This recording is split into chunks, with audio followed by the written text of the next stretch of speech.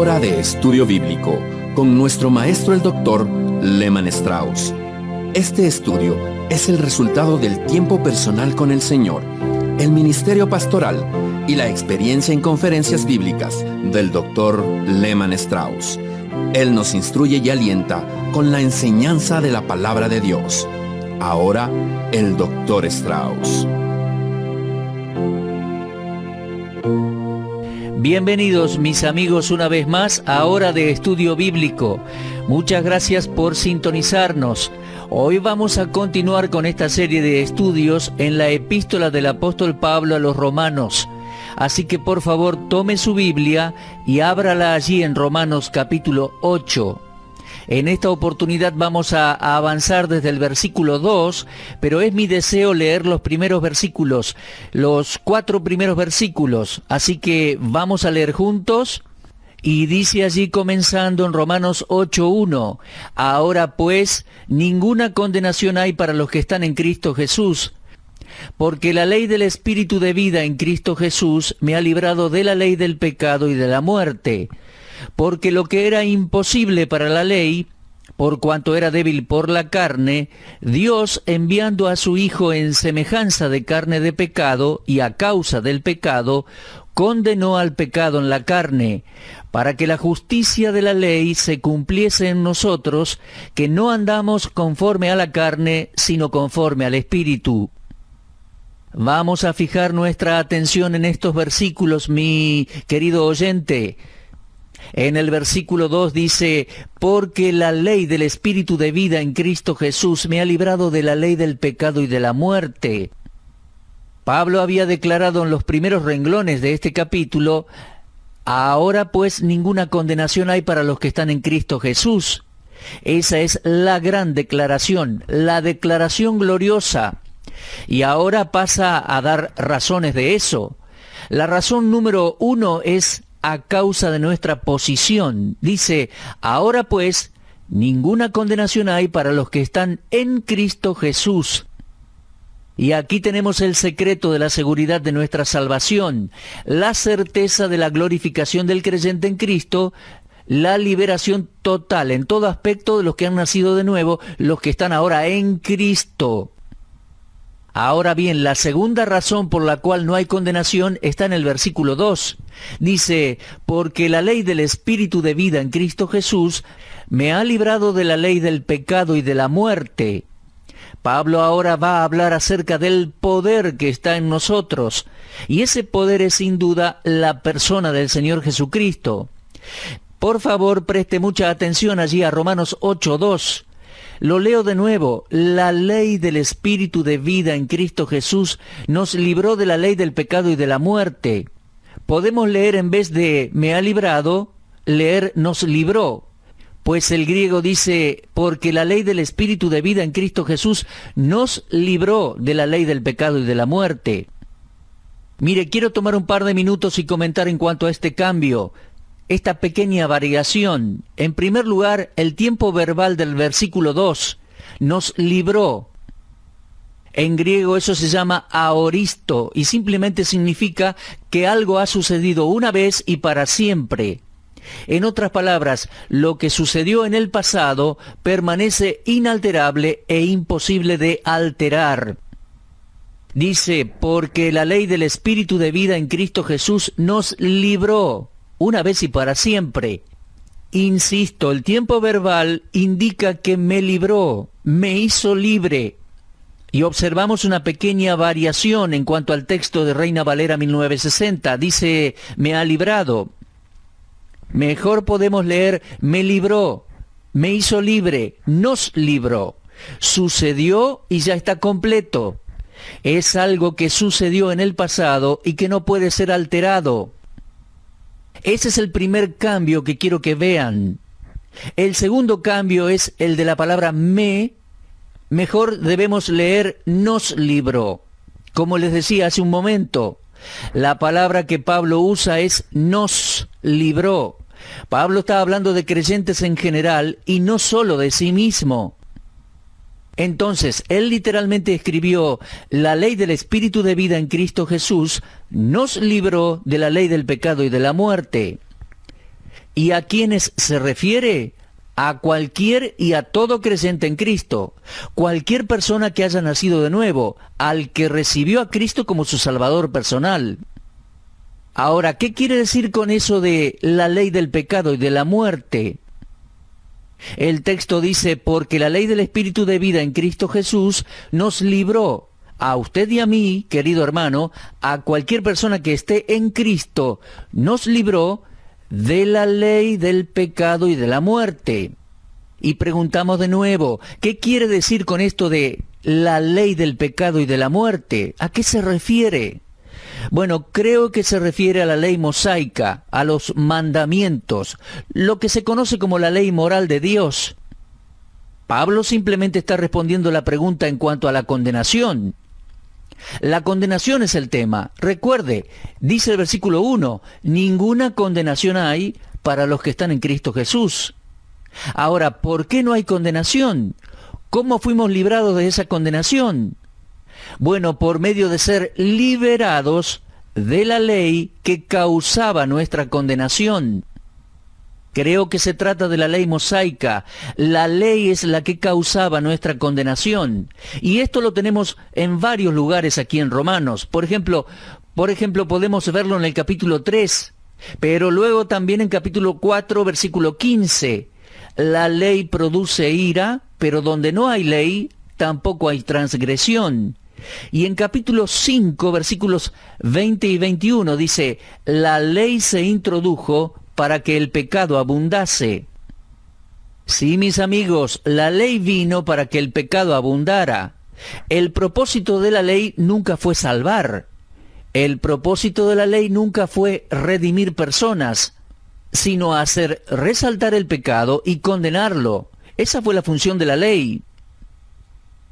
Esa idea también la vemos nuevamente en Romanos 7:13. Pablo dice, luego lo que es bueno vino a ser muerte para mí. En ninguna manera, sino que el pecado, para mostrarse pecado, produjo en mí la muerte por medio de lo que es bueno. Y una vez más el apóstol se refiere a la ley y lo que la ley hace. Dice, a fin de que por el mandamiento el pecado llegase a ser sobremanera pecaminoso.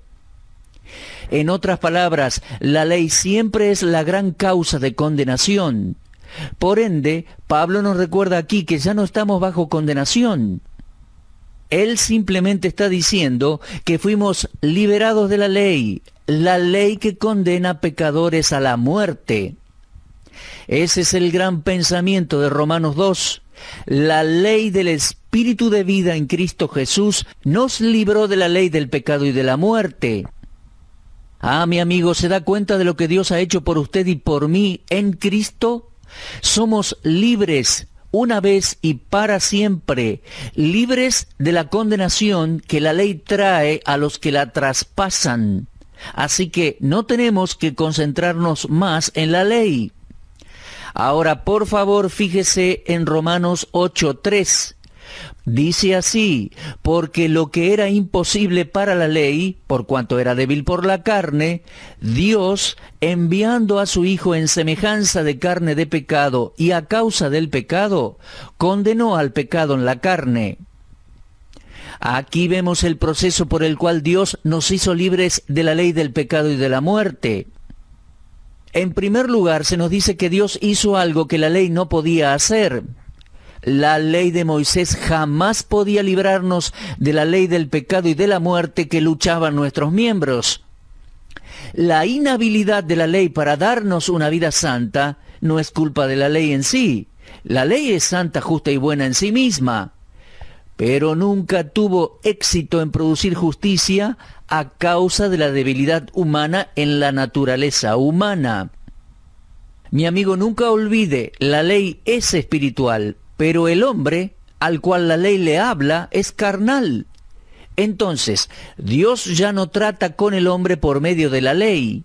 La ley dependía de la respuesta del hombre a sus demandas, y como el hombre no podía cumplir esas demandas, Dios entró en acción. Y aquí tenemos un gran descubrimiento. Dios encontró la manera de llevar a cabo lo que era imposible para el hombre por medio de la ley. Para poder hacer santo al hombre, Dios tenía que tratar con el pecado. ¿Y cómo lo hizo? Bueno, aquí lo podemos leer. Dios, enviando a su Hijo en semejanza de carne de pecado, y a causa del pecado, condenó al pecado en la carne. Obsérvelo bien, por favor. Mire la palabra condenó. Aparece de nuevo. En el versículo 1 dice que no hay condenación. Y aquí se nos dice que es porque el pecado ha sido condenado en la carne. ¿En la carne de quién? Bueno, eso nos trae al primer paso en el proceso divino de hacer santo al hombre. El proceso divino de hacer santo al hombre comienza con lo que llamamos la encarnación. La encarnación de Cristo. Nosotros leemos en el versículo 3 que alguien hizo algo en la carne. Dice así, porque lo que era imposible para la ley, por cuanto era débil por la carne, Dios, enviando a su Hijo en semejanza de carne de pecado, y a causa del pecado, condenó al pecado en la carne. Mis amigos, aquí habla de la encarnación, de la venida del Dios Hijo al mundo. Entienda que Dios el Hijo existía en forma de espíritu, en forma de Dios. Y leemos en Juan 1:14 que aquel verbo se hizo carne. También leemos en 1 Timoteo 3:16, fue manifestado en carne. Simplemente aquí está diciendo que Cristo tomó forma de hombre, con un cuerpo humano. Sí, mis amigos, Él fue susceptible a preocupaciones, debilidad, sufrimiento, dolor. Y según leemos en Hebreos 2:14, participó de carne y sangre en un cuerpo que estaba preparado para Él. El pasaje de Hebreos 2 es excelente, tanto el 2:14 como el 10:5. Permítame leer Hebreos 2:14. Dice, así que, por cuanto los hijos participaron de carne y sangre, Él, el Señor Jesús, también participó de lo mismo, es decir, de carne y sangre, para destruir por medio de la muerte al que tenía el imperio de la muerte, esto es al diablo. Y luego leemos allí en capítulo 10, versículo 5 de Hebreos, esta frase maravillosa que el mismo Señor dice, me has preparado cuerpo, o sea, carne. Dios se manifestó en carne, mi amigo. Cristo tomó un cuerpo humano, estuvo expuesto a las debilidades y sufrimientos del cuerpo y luego murió en la carne. Pero entienda, aquí hay mucho más que una muestra de su encarnación. Cristo vino en semejanza de carne de pecado, pero sin pecado. Su naturaleza era como la nuestra, pero no era pecaminosa. Este fue el primer paso en el proceso en el cual Dios logró lo que la ley no podía lograr. Dios envió a su Hijo en semejanza de carne de pecado. Pero ese cuerpo era un cuerpo diferente al de cualquier otra persona. Ya que leemos en 2 Corintios capítulo 5 de esta manera, Dios estaba en Cristo reconciliando consigo al mundo. ¿Se da cuenta? En ese cuerpo tenemos la combinación de lo divino y lo humano. Era la naturaleza divina en un cuerpo humano, en el hombre Jesús. Y entonces alguien pregunta, ¿era Dios o era hombre? Bueno, mi amigo, ambas cosas, ambas esencias. Él era Dios y también hombre. Él es Dios y es hombre. Ahora bien, su propósito al venir a la tierra en carne lo vemos en el versículo 4, Romanos 8:4. Para que la justicia de la ley se cumpliese en nosotros, que no andamos conforme a la carne, sino conforme al Espíritu. ¿Qué fue lo que Dios hizo al enviar a su Hijo sin pecado para que sea una ofrenda por el pecado? Bueno, la respuesta es que condenó al pecado en la carne. Y eso fue en la cruz. Lo vemos en el versículo 3. En la carne de Cristo, en ese cuerpo, Dios derramó su ira judicial contra el pecado. Y eso es porque Cristo cargó la condenación en su carne para que no haya ninguna condenación ahora en los que están en Cristo. Mi amigo, nuestro bendito Señor soportó la maldición que causaba el pecado por las demandas de la ley. ¿Y por qué lo hizo? Para salvar a las víctimas de la ley. Él lo hizo para poder salvar a su pueblo de sus pecados. Este es el proceso divino por el cual personas impías son hechas santas. Leemos en 2 Corintios 5:21, al que no conoció pecado, por nosotros lo hizo pecado, para que nosotros fuésemos hechos justicia de Dios en él. Y en 1 de Pedro 2:24 lo tenemos de la siguiente manera: quien llevó él mismo nuestros pecados en su cuerpo sobre el madero, para que nosotros, estando muertos a los pecados, vivamos a la justicia, y por cuya herida fuiste sanados. Mi querido oyente, hijo de Dios, no pasemos por alto el objetivo de la redención. Está explicado claramente en Romanos 8:4. Para que la justicia de la ley se cumpliese en nosotros, que no andamos conforme a la carne, sino conforme al Espíritu. La justicia que la ley requiere debe cumplirse en nuestras vidas. Así leemos en Colosenses 1:21 y 22.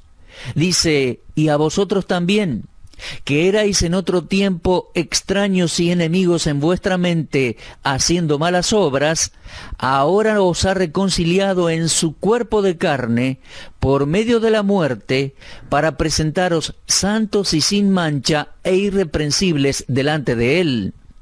¿Lo puede observar? La justicia de la que Pablo habla en Romanos 8:4 no es justicia imputada en la justificación, sino justicia práctica en santificación. Creo que esta apreciación es apoyada por las palabras que no andamos conforme a la carne, sino conforme al Espíritu. Esto describe la forma de vida del creyente, su comportamiento. El objetivo de la justificación es la santificación práctica. Y creo que ambas son inseparables. Y esto se hace realidad en la vida de personas que viven y actúan guiadas por el Espíritu Santo. Entonces tenemos nuestra posición en Cristo y luego el proceso por el cual Dios lo hace posible en forma práctica. Ahora fíjese por favor en el capítulo 7. No hubo intento alguno por parte de Pablo de ocultar el conflicto o la victoria. Él lo admite. La liberación del poder del pecado debe venir de otro lado. Y gracias a Dios, viene por parte de la persona del Espíritu Santo. El procedimiento del creyente por el cual puede experimentar la victoria queda demostrado en los próximos versículos de Romanos 8. Mi amigo, por un momento permítame mostrarle lo que yo veo en estos versículos de Romanos 8. En primer lugar, vemos que se reconoce al Espíritu Santo por lo menos 18 veces en el capítulo 8. El Espíritu Santo es un factor muy importante en la vida del creyente sobre el pecado. Ahora, creo que no es suficiente con el hecho de saber que el Espíritu Santo existe como parte de la Trinidad, como una de las tres personas. Mire, muchas personas no están familiarizadas con el Espíritu Santo. De hecho, en ocasiones, algunos insultan al Espíritu Santo. Incluso hay creyentes que hablan con ligereza del Padre y del Hijo, pero rara vez mencionan al Espíritu Santo. Miren, la Iglesia de Cristo, en su mayoría, no está al tanto de la persona del Espíritu Santo. Lehman Strauss estuvo pastoreando por muchos años una iglesia en Detroit, y su antecesor había sido el pastor William Coleman, un hombre muy piadoso. Y el doctor Coleman, en uno de sus últimos mensajes antes de morir, dijo: creo que no hay nada que haya sido más mal interpretado en la Biblia que la doctrina del Espíritu Santo. Bueno, yo creo que el doctor Coleman tenía razón. Ahora, fíjese por favor que nuestro Señor, en su discurso del aposento alto, allá en Juan 14, 15, 16, habló del Espíritu Santo y su venida, y lo hizo utilizando siempre el pronombre personal. Podemos leer eso en Juan 14, 16, 14, 26, 15, 26, también en Juan 16, 7. En todos estos versículos, Cristo se refirió al Espíritu Santo y lo hizo utilizando el pronombre personal. Él estaba en aquella ocasión preparando a los suyos para la venida del Espíritu Santo después de su ascenso al cielo. Ahora, permítame decirle por qué yo le doy mucha importancia a esto, es decir, a la persona del Espíritu Santo. Porque en este capítulo vamos a encontrar mucho la frase o expresión el Espíritu mismo o el Espíritu, y lo hace refiriéndose al Espíritu Santo de Dios, y me gustaría que lo veamos. Por favor, lea conmigo Romanos 8:26. Dice, de igual manera el Espíritu nos ayuda en nuestra debilidad, pues ¿qué hemos de pedir como conviene? No lo sabemos, pero el Espíritu mismo intercede por nosotros con gemidos indecibles. Mi amigo, no se trata de un espíritu, se trata de el Espíritu mismo. Y por supuesto se refiere al Espíritu Santo, la tercera persona de la Trinidad. Insisto, allí aparece esa expresión para indicarnos que se trata de una persona y no de una influencia, como algunos dicen. Lo vemos tanto en Romanos 8:16 como en Romanos 8:26. Mi amigo, jamás haga referencia al Espíritu Santo como si simplemente fuera un espíritu, una energía o una influencia. No, no, no. Es una persona, la tercera persona de la Divina Trinidad. Es algo que tiene que quedar bien en claro, ya que vamos a ver algo del proceso por el cual Dios hace posible y hace práctica la santificación en la vida del creyente. La justificación y la santificación van de la mano, no se las puede separar. Y vamos a ver eso avanzando en la consideración del capítulo 8. Vamos a entender y considerar el obrar del Espíritu Santo de Dios. Sí, mi amigo, ¿usted ha recibido a Cristo como Salvador? Muy bien, gracias a Dios. Entienda que Cristo hizo una obra por nosotros en la cruz, a muchos kilómetros de distancia y hace muchos años atrás. Ahora, para aplicar todo eso a nuestras vidas y llevarnos por la santificación a la santidad, el Espíritu Santo de Dios, la tercera persona de la Trinidad, está obrando hoy, aquí y ahora, en mí y en usted, para lograr sus santos propósitos. Y eso vamos a seguir considerando, como les decía, observando el contenido de Romanos capítulo 8. Pero a causa de que hoy terminó nuestro tiempo, vamos a continuar con esta tarea, con nuestra serie de estudios en Romanos, en nuestro próximo programa. Permítame nuevamente motivarle a que repase la lectura de estos versículos en Romanos 8 en su casa. Gracias una vez más por sintonizarnos. Será hasta nuestro próximo encuentro. Dios les bendiga y edifique grandemente. Usted estuvo escuchando Hora de Estudio Bíblico con el maestro el doctor Lehmann Strauss. Si desea escuchar una vez más este mensaje, visite nuestra página en la internet www.bbnradio.org. Le dejamos la invitación para que el día de mañana nos acompañe aquí, en este mismo horario y punto del dial. Hora de Estudio Bíblico es una producción de BBN.